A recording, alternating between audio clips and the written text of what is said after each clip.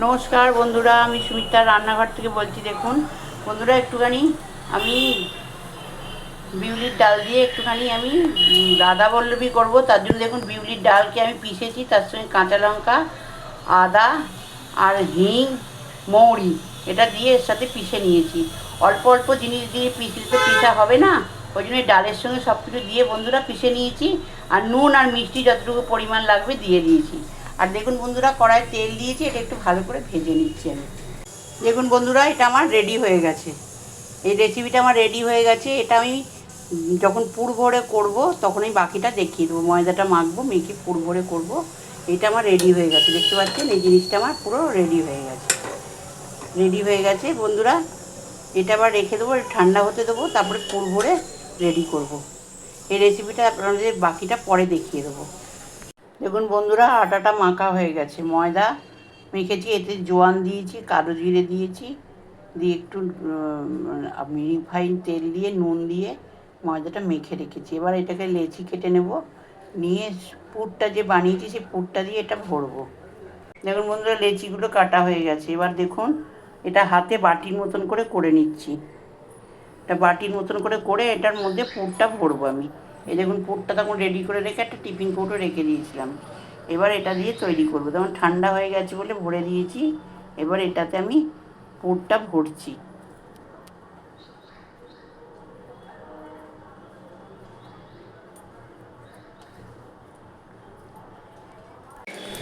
দেখুন বন্ধুরা, বাটির মতন এটা তৈরি করে নিচ্ছি। নিয়ে এর ভেতরে আমি পুরটা যতটুকু এর মধ্যে ঢুকবে পুরটা দিয়ে দিচ্ছি। আর একটা দেখিয়ে দিলাম।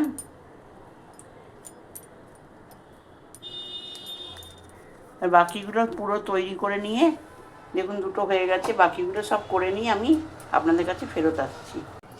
দেখুন বন্ধুরা, এটা বেলা হয়ে গেছে, আর দেখুন তেলটাও আমার গরম হয়ে গেছে। এবার আমি এটা ভেজে নিচ্ছি আগে, ভেজে নিয়ে আপনাদেরকে আমি দেখিয়ে দিচ্ছি।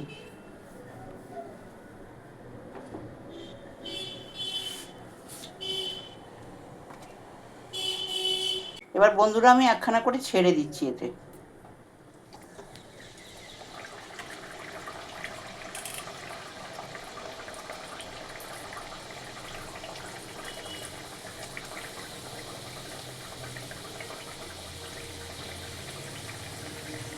এগুলো কিন্তু আপনা আপনি ফুলে যায় তেলে দেবার পর, যেহেতু পুর ভরা আছে সেহেতু আপনা আপ ফুলে যাবে।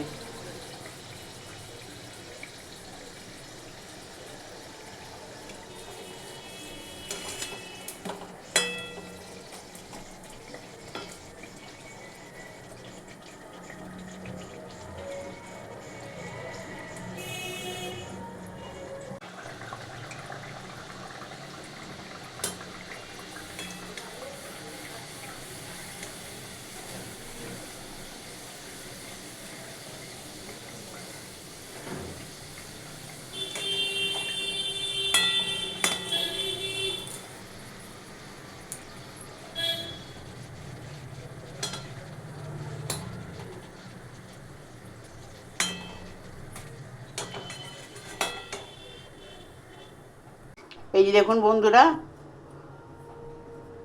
ঘুগনি আর আপনার রাধা বল্লভী, এই যে এটা রাধা বল্লভীগুলো সব ভেজে নিয়েছি। আর ঘুগনিটা আগে করেছিলাম, এটা দেখাইনি আপনাদের। এটার সাথে খেতে খুব ভালো লাগে। আপনারা মনে করলে আচার দিয়েও খেতে পারেন, এর সাথে ভালো লাগবে। এই রেসিপিটা যদি আপনাদের ভালো লেগে থাকে, আপনারা সাবস্ক্রাইব করবেন, সাইডে থাকা বেলটা দাবিয়ে দেবেন, লাইক করবেন, শেয়ার করবেন, কমেন্টে অতি অবশ্যই লিখবেন। আমি সুমিতার রান্নাঘর থেকেই বললাম। নমস্কার বন্ধুরা।